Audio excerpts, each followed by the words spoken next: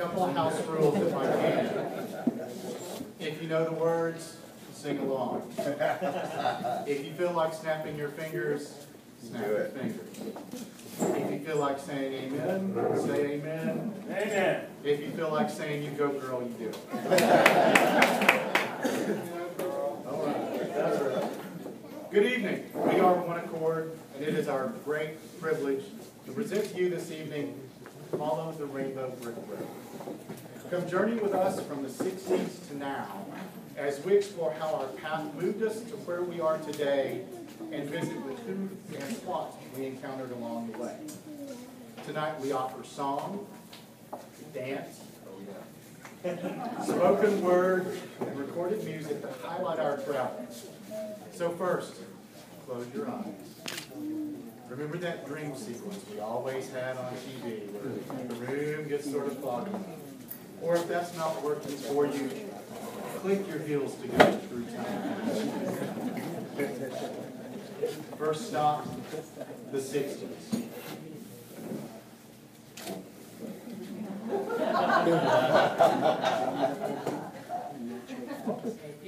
I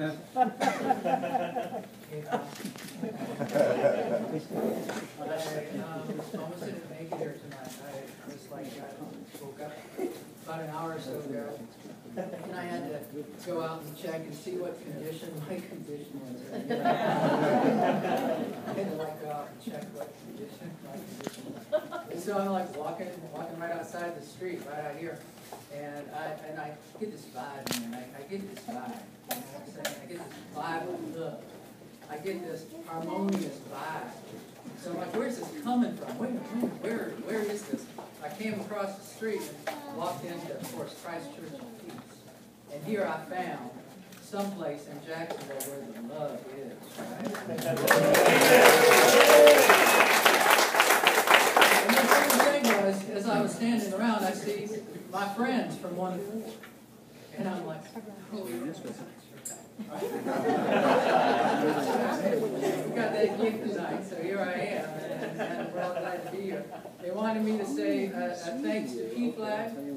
20 years in Jacksonville, 40 years nationwide. Man, that just blows my mind. That's a lot of loving of the flower children for a very long time, and we appreciate you. And Debbie Carter, this is fabulous. This is fabulous. The work you do, you're out of sight. You totally blow my mind. This is really such a groovy pad. Christ Church of Peace, thanks for having us. And I would like to make a special thanks to whoever made the brownies. They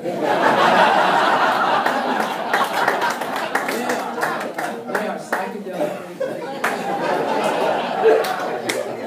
So anyway, what we're going to do, Casey Sly and the Family Stone up here, we're going to take you down on a natural mystery tour, where you're going to have some memories, good ones, and you're going to have some fun.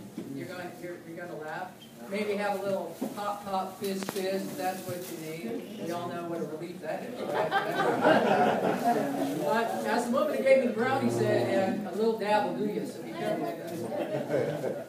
But anyway, we plan on sharing some fun, some memories, and but you can sing along as we go down that Rainbow Brick Road. Thanks for being here.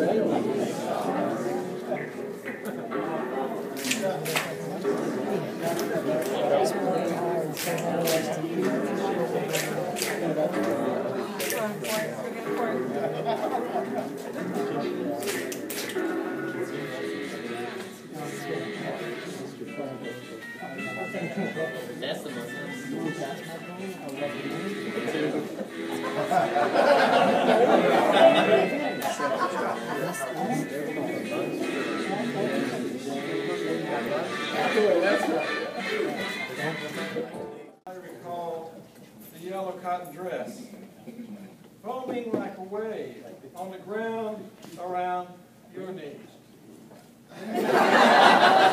Words like tender babies in your hand, and the old men playing checkers by the trees. MacArthur's Park is melting in the dark. All the sweet green icing is flowing down. Someone left a cake out in the rain. I don't think that I can take it, because it took so long to make it. And I'll never have that recipe again. Oh, no.